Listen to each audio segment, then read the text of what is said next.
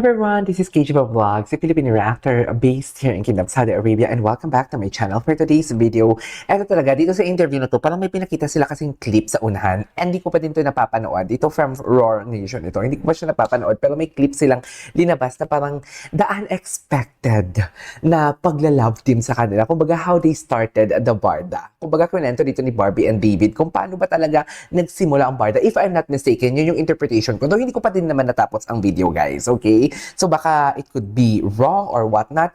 But yeah, without further ado, let's all watch this.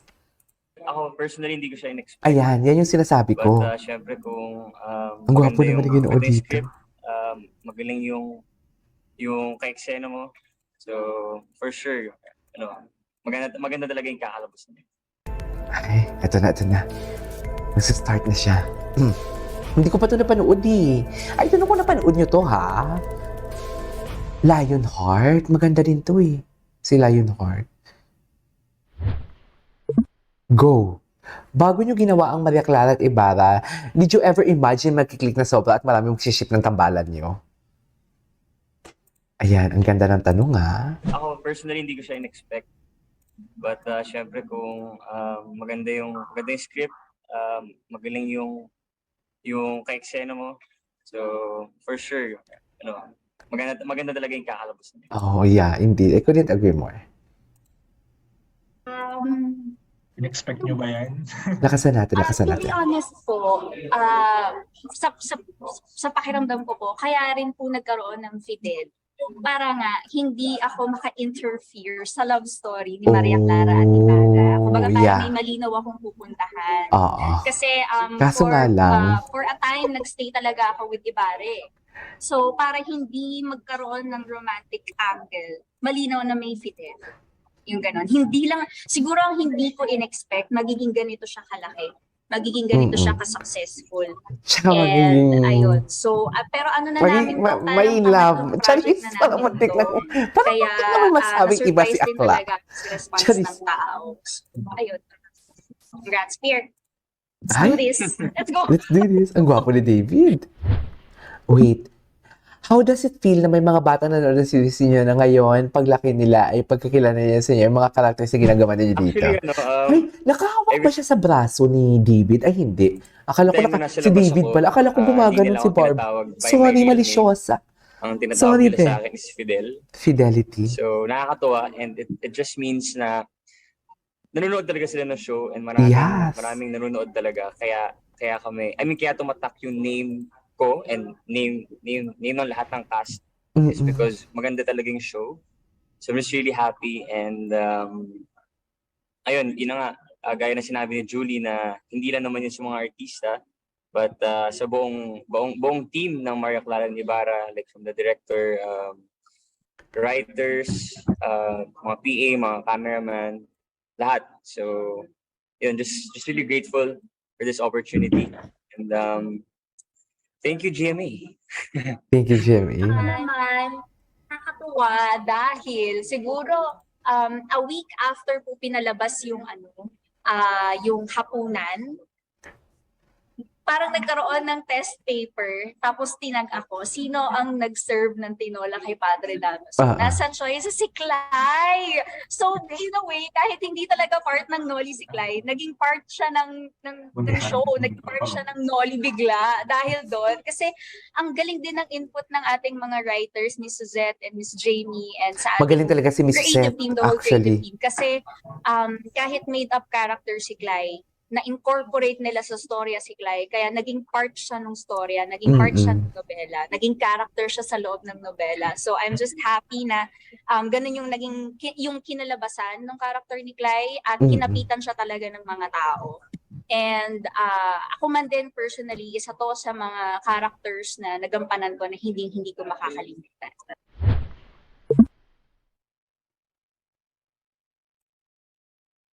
Okay. Ako naman yung favorite ko yung favorite pa. Yung umalis na si Clay. Ay? Kasi ang ganda ng shots, tapos maganda yung mga lines, tapos naiyak talaga kaming dalawa. Tapos what else? Siguro yung dinggin nyo kami kasi talagang memorable yun para sa lahat sa amin. Marami, kumbaga, yun yung turning point ng story na parang lalaban na kami, ganun. And yung mga scenes namin ni Dennis kasi masaya ka-eksena si Dennis.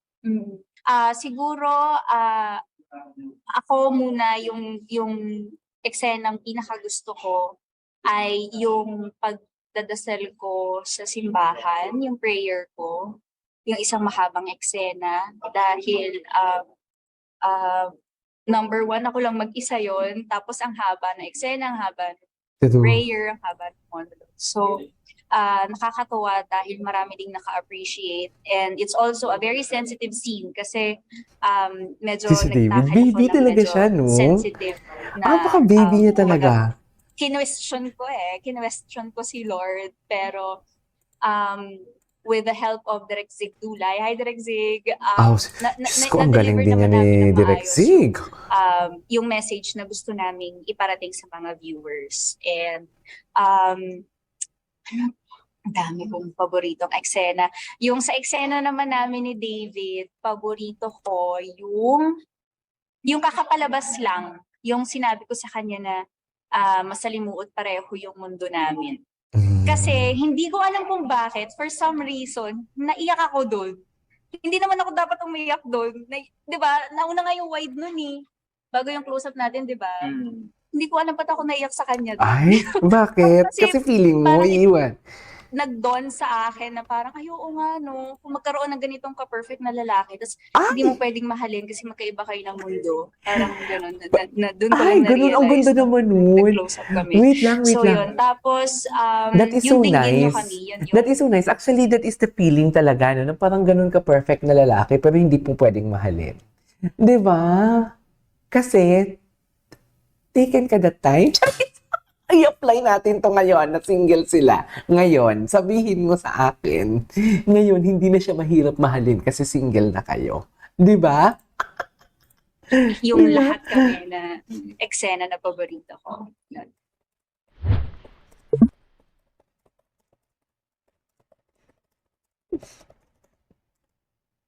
Is it another role? Where did you sinong gusto mong palitan? Character ko na si Fidel, but if Ay, si Barbie. kailangan The rin hair pumili, flip. siguro yung The character hair ni flip Dennis attitude. Ibarra, I love kasi that. I think yun yung I pinaka-challenging. love that attitude, Haba ng ah. lines niya, and ang hirap ng mga acting na ginagawa ni Dennis na yung mga, ang pinakamahirap para sa akin na ginawa niya yung sa ano sa simbahan, napakahaba nun. As in, hindi ko alam kung paano niya na ginawa yan. So siguro yun kasi yun yung pinaka-challenging, and I like challenges. Ako po, opo, tama po si Tita Ses. Madami po kasing taping si Clay. Kay Clay na lang po ako. Kay Clay na lang Pero po sila- ako. Bukod po siguro kay Clay na talagang nakalapit na rin talaga sa puso ko. Siguro, isa pang gusto kong magampanan ay ang role ni Padre Salvi. Siguro Padre makakaroon Salvi. ng female version na ganun ka-complex yung character, ganun ka-ganda yung character arc, yung development ng character niya, ang ganda talaga. Tapos siya talaga yung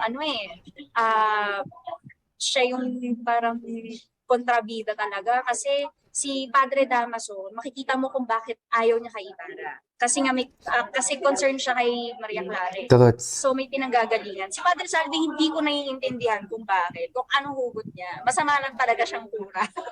So gusto ko sanang mapalalim pa yung character ni Padre Masama Salvi. lang talaga siya. So kung Tama ba? mabibigyan ako ng chance na makapag-portray ng ibang character aside from Clay, which I love very much.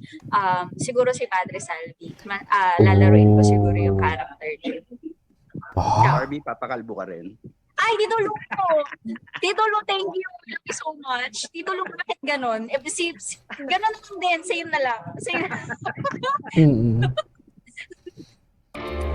Ay, tapos na. Alright, there you go guys. That is our for today's video. Parang ang ganun, tumatak talaga yun sa utak ko nang sinabi ni Clay na parang ganito ka perfect na lalaki pero ang hirap mahalin. Pero sa sitwasyon niya, of course, nangyari yan kasi hindi naman agad di ba, single may kanya-kanya silang relationship. Di ba? Nangyayari talaga yan. Anyways, there you go guys. That is our for today's video. This is Cage Vlogs and see you on my next vlog. Bye!